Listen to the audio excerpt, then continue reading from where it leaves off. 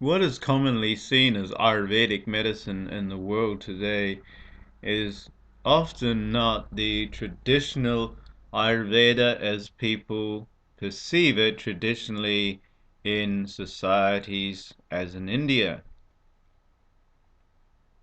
In the West, Panchakarma or the five detoxification techniques form part of the Shodhana Chikitsa or the detoxification therapies in Ayurveda, whereas in the West they now form part of the Shamana Chikitsa or the palliative measures of Ayurveda and dulled down, watered down, and suited to the Western environment.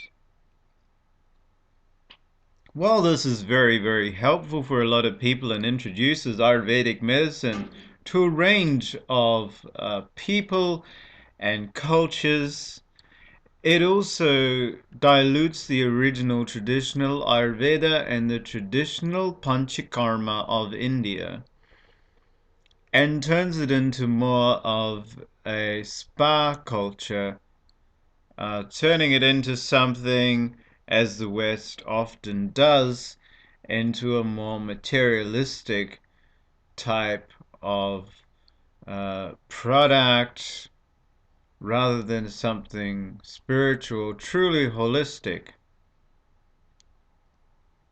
I actually don't like to use the term holistic because when we talk about holistic or wellness medicine, often it goes to the deep end of the New Age circles and also misunderstands or loosely grasps Vedic concepts such as karma, samsara or reincarnation, moksha or liberation, and also atma dharma or the philosophy of the self.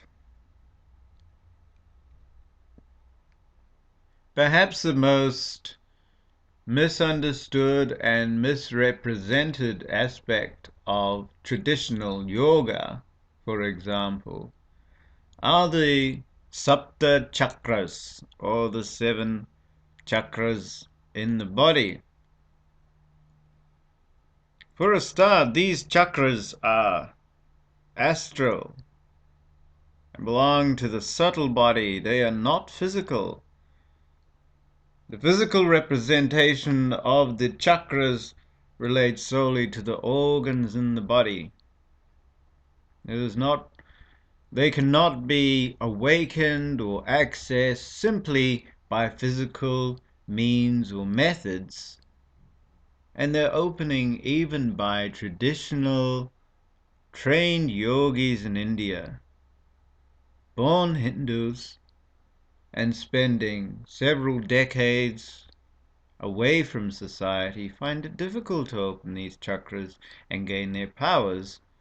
What to speak of today's New Age groups and New Ages that feel that after so-called chakra balancing techniques that they have picked up in a seminar or a course or read about, have the deeper aspect and powers of these. This thinking is nothing but a product of the ego, of the ahankara, which has also nothing to do with traditional yoga, which talks against this.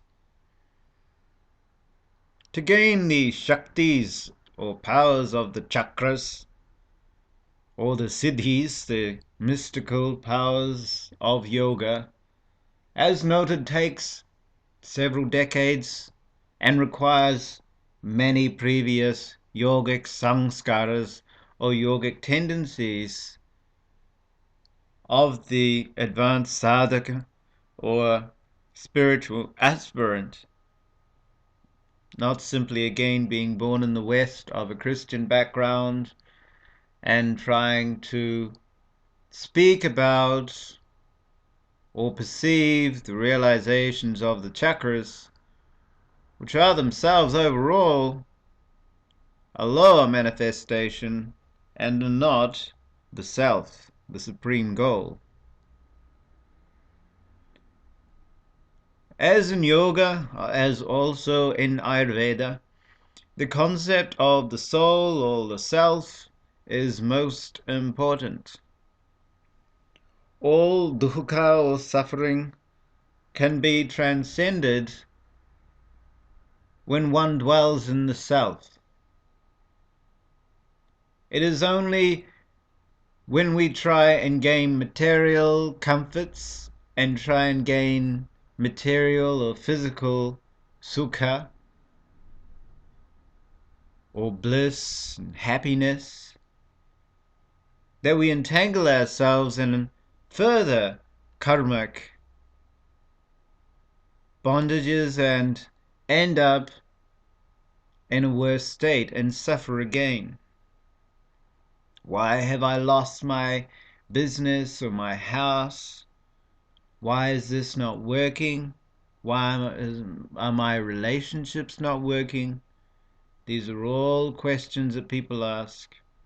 And if traditional Ayurveda was promoted in the West with the philosophy of the South, of which forms an integral part of Ayurvedic psychology, then this would not occur. Looking at traditional Ayurveda, traditional Vaidyas, traditional Ayurvedic doctors in India were trained in Jyotish or Vedic astrology as well as in the deeper ritualistic aspects such as the homas, the fire ceremonies, the pujas or the offerings to the gods, and the sacred Vedic as well as Tantric mantras or sacred chants, and also the application of yoga, but not simply in a generic fashion of saying this asana or yoga posture is good for prameha or diabetes, and this pranayama is good for insomnia, etc.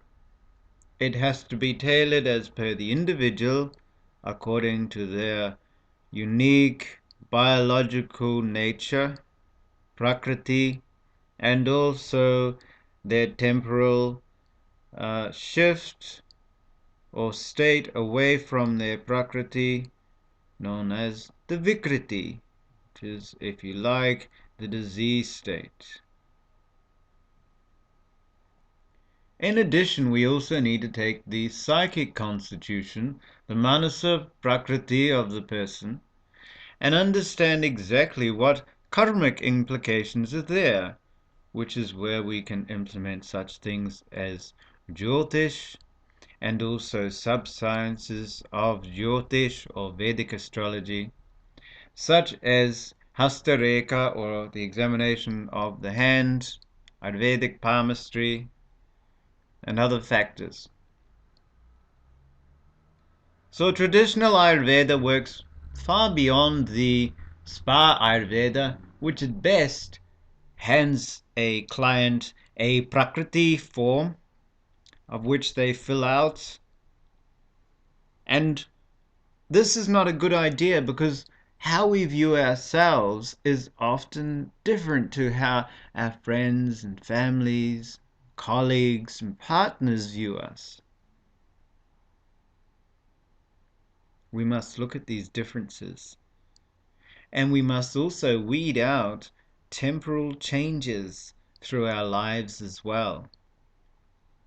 We also need to look at what climate we are living in, what age group we fall into according to Ayurveda and the doshas, and also other factors surrounding us and our own personal working and family environments as well, and looking at our sex, male or female.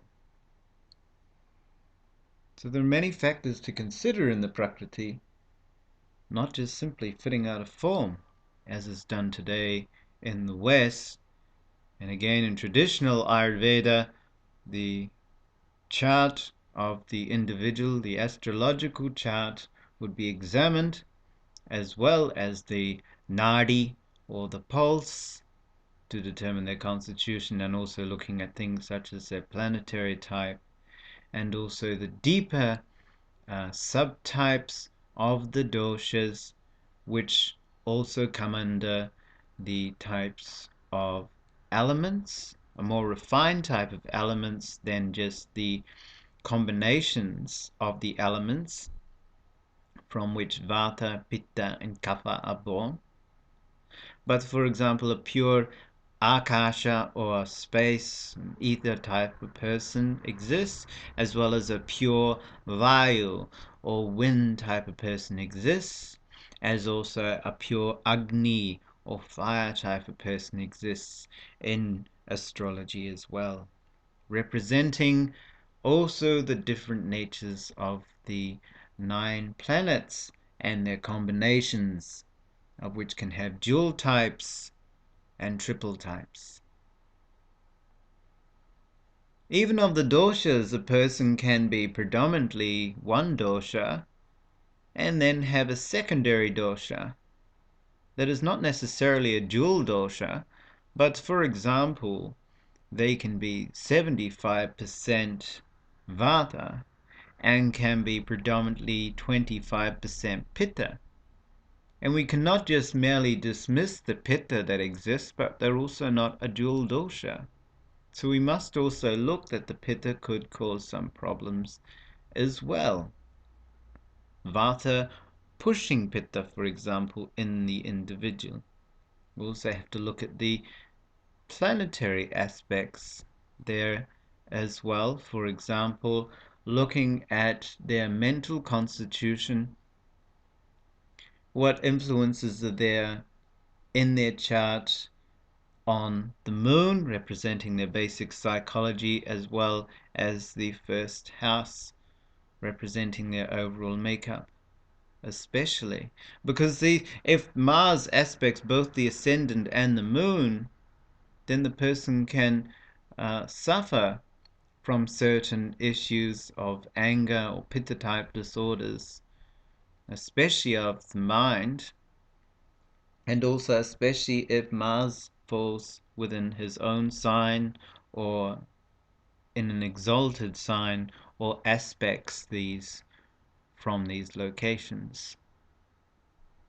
This is also true, for example, if we find the moon in Scorpio, its sign of debilitation, and Mars aspecting the moon, weakening it further, causing more of an imbalance or problem, especially if Mars is located, or Scorpio is located in the 6th house or 8th house, representing diseases. Of course, these are only just examples. There are so many combinations that exist in traditional Ayurveda. And we also must know what diseases are caused exactly by which karmas or actions. Certain skin disorders are caused due to not looking after our elders or parents in our previous lives or younger in our present lives, as well as disregard or disrespect for our gurus and teachers or philosophers and holy men, as also the Brahmins, the priestly caste. Other disorders like diabetes can be born of illicit sexual unions in previous lives or current life, as well as also the excesses of the doshas they can be born by in the current life, also due to pragya paradha, or the misuse of the intellect, and asatmya indriyata samyoga, or misuse of the senses, which causes us to behave in ways contrary to nature, or accrue bad karmas, if you like. So in traditional Ayurveda, we must consider these factors as well and know as the practitioner exactly the root causes behind disease from a karmic level, as well as how to cure them not only on a physical level through proper panchakarma, not just simply spa Ayurveda, and also the deeper application of rituals to reduce down the karmic implications, such as Daiva Chikitsa or the spiritual therapies in Ayurveda. If we do this, then we can help uh, various patients in a deeper level and also embrace the original traditional Ayurveda.